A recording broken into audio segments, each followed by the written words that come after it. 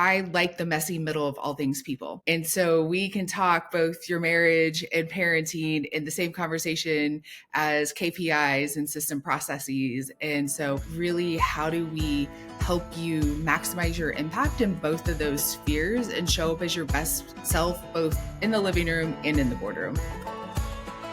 Welcome to the Entrepreneur's Blueprint. I'm Courtney Cook, founder of Monarch COO, where I help mission-driven entrepreneurs grow their businesses. Each week, I sit down with inspiring entrepreneurs to explore the stories behind their successes and challenges.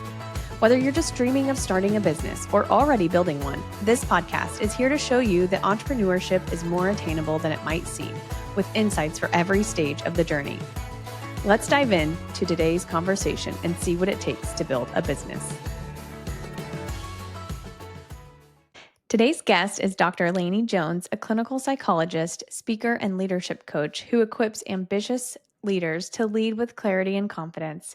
Through her work at HBL Advisory Group, she helps high-achieving professionals overcome fear, imposter syndrome, and burnout so they can thrive in leadership and life. Known for blending faith, strategy, and real talk, Lani is passionate about helping leaders step into their purpose with boldness. Welcome to the podcast, Lani. Thanks for having me, Courtney. Very excited for our conversation today. Same here. Will you kick us off by sharing about your business? What do you do? Who do you serve? And how long have you been a business owner? So I started my career in the corporate world and stepped out of that. I was in corporate healthcare, stepped out of that nearly a decade ago now. And so have been on this business owner, entrepreneur journey for about a decade now.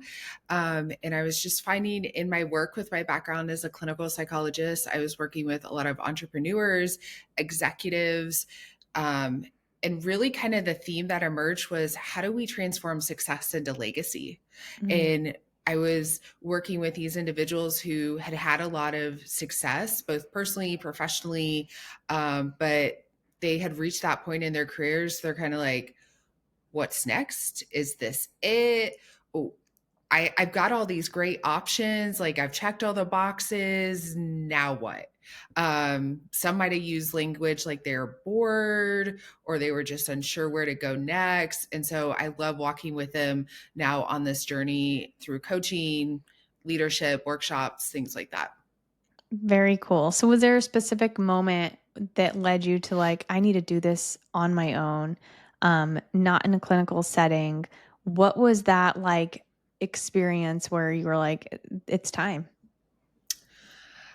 I was one of those people asking like what is next. Like I had a thriving private practice, everything was going very well, I had a full patient load, and then it was kind of like, okay, am I just doing this for the next 20 to 30 years? Like Yeah. what is next? What is going to shake things up? And so I actually took a sabbatical. I took 6 weeks off. I spent most of my time abroad. And honestly, on the sabbatical, I wasn't even thinking about closing my private practice. That wasn't a thought. But my first day back into clinic, 3 hours in, it was like, okay, we're done. We're going to close the practice. And oh my gosh, in hindsight, now I was like, wow, I've been closing down the practice for nearly a year. Like I had made a lot of decisions, letting some contracts go, turning down speaking opportunities, things I could, justify with business reasons or rationale behind them. But then I was like, oh yeah, I've actually been doing this for a while now. I was just a little slow to catch up. And so I had reached that point where I was like, I don't have a lot of intellectual stimulation. I don't have a creative outlet. Probably wasn't even using the term like bored, but looking back, it's kind of like, yeah, that kind of sums it up. I was looking for that next challenge, something with more opportunities, and just kind of more agency of how I used my skill set. Yeah. So was there an unexpected challenge that came across? It might even be as you were starting your own practice originally. Has there ever been some like hiccup, or it could be hiccup's probably not even a good word, just something that slapped you maybe even across the face like, oh my gosh, I did not see that coming? Wow. It's kind of like which one to choose from. Yeah. Because going through, so I spent about my first decade of adulthood in grad school doing degrees. the thing that was clearly in the I do not want list in life column was I do not want to be a business owner. Like I was so set on that. I'm like, I just want to do my clinic work. I Mm-hmm. don't want to have to worry about employees and taxes and all that. But got into what I thought was my dream job. And within a few years, got burnt out pretty quick. I loved the work I was doing. I just didn't love the environment I was doing it in. And so eventually decided, okay, well, if I'm not going to be in corporate healthcare, I guess I'll go open my practice. And so had no background in business, hadn't even been on my radar, like an area of interest of learning. And so, yeah, there was a very steep learning curve. There were definitely some big tax fiascos early on that I learned the hard way Yeah. on things, or just categorizing yourself or hiring your first employee, payroll, things like that. But I think the thing then that's kept me going, kept me motivated is finally recognizing, oh, here's all the opportunities that come along with being a business owner, and just Yeah. knowing that that's a really unique position as an entrepreneur. Of we aren't just talking like you go to your 8 to 5 or whatever that looks like for you, you get your income, you come home. Really, you have the full agency, the space to be creative and say, okay, what kind of life do I want to architect? Yeah. Yep. Yeah. It's it is a beautiful thing. We'll probably get into that here closer to the end of this interview, but oh my gosh, it is such a special, unique aspect of it that I personally love as well. But on the other end, we also go through these like hills and valleys of like it can be really tough. Some days it can be really tough, and other days you're living on a high and you need those days to get you through the harder ones. But what motivates you to keep going, especially when things do feel like a slog or just really tough? Yeah, for me in both of my businesses, it was that first year, and kind of the, step one is letting people know you exist. Yeah. And how do you do that? What does that look like? With a private practice, it was very specific geographically, Mm, whereas now in the coaching consulting, much more expanded and open. And so I've had to take a totally different approach, and those learning pieces have been hard in getting new skills. But I think now, having one successful business under my belt, it's being able to look back and say, okay, everything that's most meaningful to me in life, or that I say that was most impactful, or how I want to use my time, my resources, is all because I'm a business owner. And so, even on the really hard days, or the days where I do screw stuff up and I mhm. have to figure it out, learn the hard way, it's still like, okay, but it's the trade-off for doing the hard things is creating all these other life experiences. Yeah, absolutely. So, what was your childhood like, Lainey? Where did you grow up? And what was your family life like? So I grew up in rural Indiana, a very small farming community. Um, and so everything I was taught from a young age was very much about the safety and security in go to college, get a secure job, get a pension if it like still exists. Those are rarities nowadays. But, get the 401k. It was all about security. Mhm. That's really what we had ingrained in us from the early age. That was, the most important. Then you buy your house. Not much on the side of risk taking, and that was something I just really didn't grow up having models of business owners or people who were really scaling businesses, taking calculated risks, things like that. And so some days I look at what I'm doing now, I'm like, wow, this is a total opposite of everything like I grew up with and was told, hey, this is what you should run for, this is what you should aim for.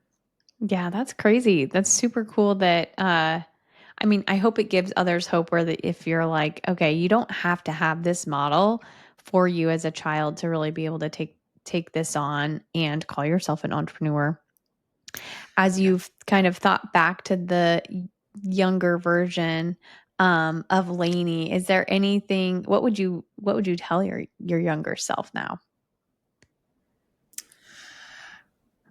I would say just relax a little more and enjoy the ride.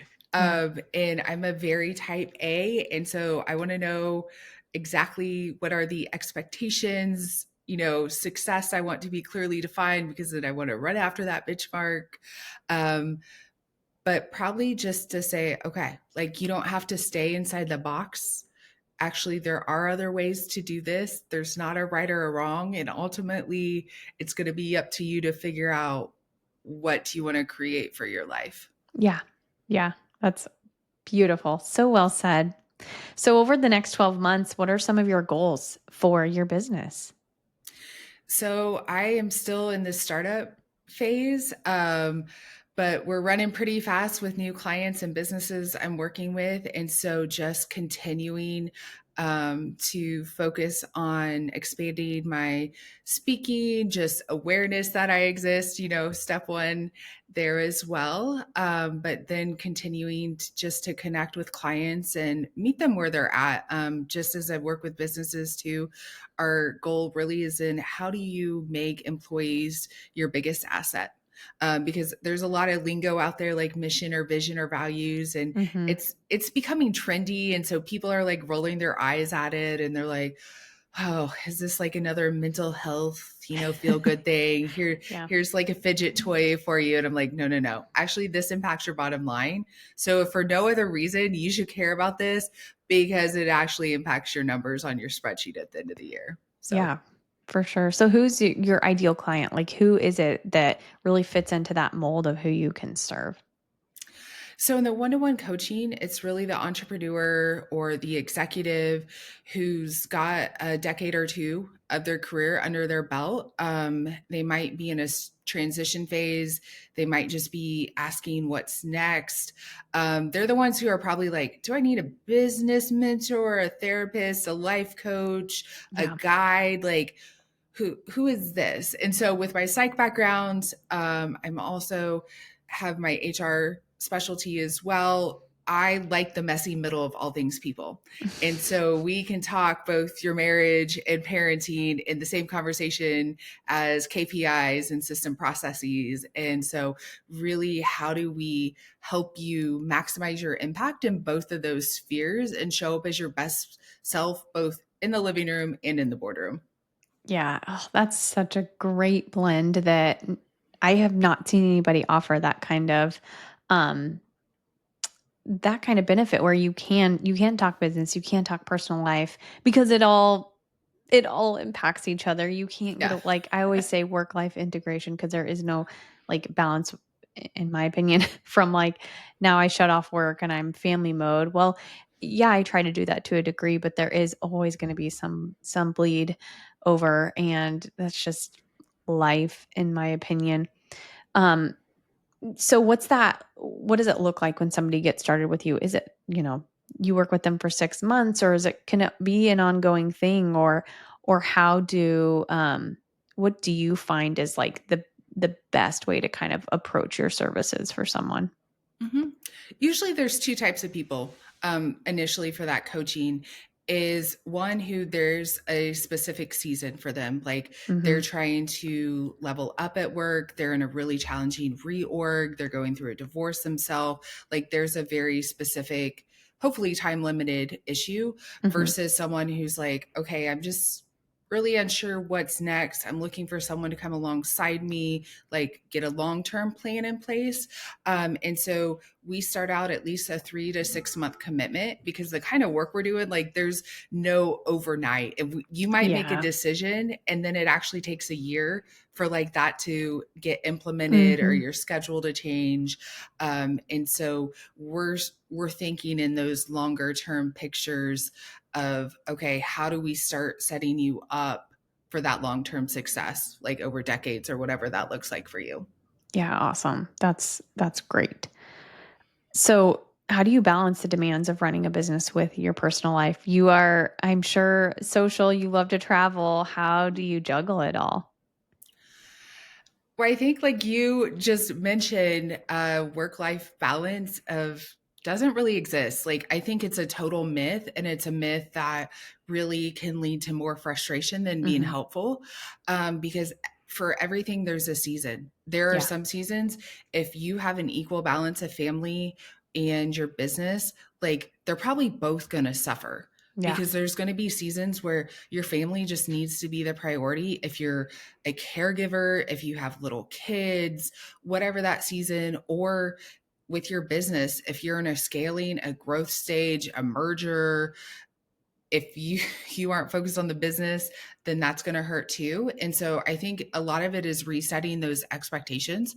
And for me, I'm coming out of a season of, I would say, as close to even work life balance, like very solid, very predictable, very stable. Whereas now with the second business, it's all about growth and scaling. And Mm-hmm. so I'm not looking to have as much leeway as I have in the last 5 years per se too, but I know this is for a season and that's going to be what's best for the business. And so I think, be it with your partner or your inner sphere, your relationships, whatever, of just that clear communication of, okay, here's the expectation of how my time is going to be used in Mm-hmm. this season. So I know right now, okay, I don't have as much bandwidth as I have in more recent seasons, but that's okay. Yep. Yeah. That's a great perspective to have. So for the listeners that I have that maybe they don't have a business yet, or they're just kind of in dreaming mode, um, I love to also provide inspiration for them. So what's one of the most rewarding parts of being a business owner? Why should they take the leap? For me, it's just realizing your sphere of influence. Because it's not, like we said earlier, just about the money side of it. Like if you have employees, or even if it's an independent contractors you're working with, if you're providing a product or a service base, like you are influencing people. Like Mm-hmm. you have a position of influence, you have responsibility, and that's actually a really amazing privilege. And so, how you interact with all of those people is a gift, it's an opportunity. How you use your time, how you use your finances, all of that. And so, I love being able in so many different ways as a business owners and at different levels to be able to engage and positively impact others. Yeah. Yeah. So tell me, what are you loving, learning, and letting go of right now? I think I'm learning to love the process. Like this sounds so cliche, I feel like, because you hear so many people say you got to learn to love the process, like Yeah. learn to love the ick, the hard, all of those things. And I've just in the last year of starting to wrap my head around that really of, okay, love the growth process, because in one area I am an expert, but then in all these other areas I'm like totally not an expert, and I don't like that feeling of feeling Mm-hmm. like I'm not the expert. And so learning to enjoy the journey, love the process even on those really hard days. Yeah. Yep. So what are you letting go of right now? Still perfectionism, because I am definitely the type A, and I wish the entrepreneur journey was like point A to point B. Yeah. And Yeah. you can work so hard. You can try and control, you can plan, you can try and predict, and it just never works out like that. And I heard one stat, and it probably just a ballpark stat, but like for every benchmark you're at, you should just assume financially you're losing about 10% of that like into the wind. So like if Mm-hmm. you're at 100,000, there goes 10,000. If you're at Yep. the million mark, there goes 100,000. That like really helped me of just like, okay, I do my due diligence, but then at the end of the day, I've just got to sit back and let it go and be like, okay, well, that didn't work how I thought. I didn't have the Mm-hmm. glass ball, totally normal in the entrepreneurial process. So just getting better with just moving on from those things quicker and not beating myself up or getting stuck in the woulda, coulda, should haves of that. Yeah. Yeah. Absolutely. So the final question I ask all of my guests is, what's one thing you wish you knew when you started your entrepreneurial journey? I would say put on some blinders, because we're in the day and age of information overload, and there Yeah. are so many experts out there, and you can consume information in, whatever form you want. And I was like, okay, well, this expert said this, or this person said this, do it this way, do it that way. And so I was trying to do everything at once versus Mm-hmm. also trusting my gut or saying, okay, I do have some experience, or I know what's going to feel most authentic to me, or I'm going to stick with. And so I would have, yeah, put on some blinders, got rid of distractions. Now I'm really pretty good about that. But in the Mm-hmm. earlier days, I would have said, yeah, it's okay. I think FOMO also plays a part too, because it's like, oh, if this person said this, maybe they do have the secret sauce. Maybe they Yeah. do know better than me. And so put those blinders on for sure. Yeah. Oh my gosh. That's so true in every aspect of life. I feel it in parenting. I feel it in like, what Hmm. should my social media strategy be? Just, it never stops. And so I think that's really great advice that like you do you and focus on what you are feeling like is the next best thing. Follow it, trust your gut. I always, I always have to remind myself that I should trust my gut because it doesn't fail me very often. So true. Yes. So, Lainey, where can people find you if they want to reach out to you for your services or get to know you more? Where should they go? Yeah. If they are interested in getting connected, or maybe they're just starting to think about these really big questions like, what's next? Or I need some sort of guide, or this just feels like too big of a question or overwhelming, you can head to my website. It's drlanijones.com, DRLANI Jones.com. There on the homepage is a starter kit of the final 1% and the framework that we would use, and working together to just start thinking and taking small steps towards these really big questions of architecting what's next for you. Awesome. Well, thank you for your time today. Thanks so much for what you do and the way you're kind of smurging life and business together and serving leaders. I think is a really unique offering that I'm so glad that I can say I know somebody who does this. So thank you again for your time and for what you do, Lainey. Well, thank you for having me on, and I really enjoyed this conversation. Thanks for tuning in to this episode of the Entrepreneur's Blueprint. I hope you found inspiration and insights to fuel your entrepreneurial journey. If you're looking for support in building or scaling your business profitably, visit my website or send me an email to learn more about how I help mission-driven businesses become more profitable, proactive, and efficient. If you enjoyed today's episode, please take a moment to leave a review on Spotify or Apple Podcasts. It really helps other entrepreneurs discover the show, and it would mean so much to me as well. Until next time, keep building, keep dreaming, and keep going.